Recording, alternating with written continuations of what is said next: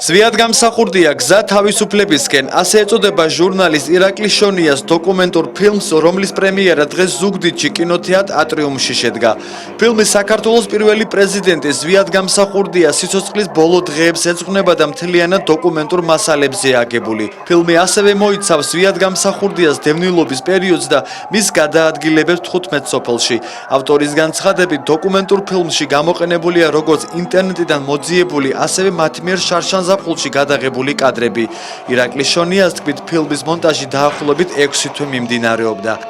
ფილმს ქვია ზვიად გამსახურდია თავისუფლების გზა, იმიტომ რომ თავად ზვიად გამსახურდიას ცხოვრება იყო თავისუფლების, ასე ვთქვათ, ყველაფერი იყო ზვიად გამსახურდია, თავისუფლების იდეა.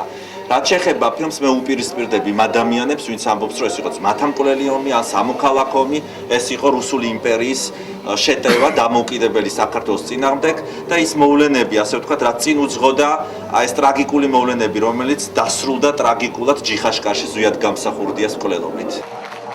გადამღებ ჯგუფთან ერთად დოკუმენტურ ფილმზე მუშაობდა ზუგდიდის მუნიციპალიტეტის აკაკი წერეთლის სახელობის ბიბლიოთეკის ხელმძღვანელი.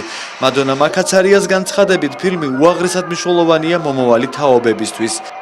აქ არ არის არავითარი მონტაჟი, როგორც ბატონმა ირაკლმა ბრძანა, რომ ესე იგი მართლა ადგილზე ხდებოდა ყველაფერი, ტექსტის ჩაწერა არ იყო წინასწარ გამიზნული, რადგანაც ჩვენ გვინდოდა, რომ ეს ფილმი ყოფილიყო დოკუმენტური მასალა, რომელიც რეალობას ასახავდა და მართლაც მე ასე მგონია, როგორც ერთ-ერთი თანამონაწილე ამ ფილმის გადაღებისა, რომ ეს ის მასალა, რომელიც საქართველოს ისტორიას დასჭირდება, რომ რეალური ისტორია დაწეროს, მე ისტორიემ მომავალში და ახალი თაობა აღზარდონ რეალური და მართალი ჭეშმარიტი ისტორია.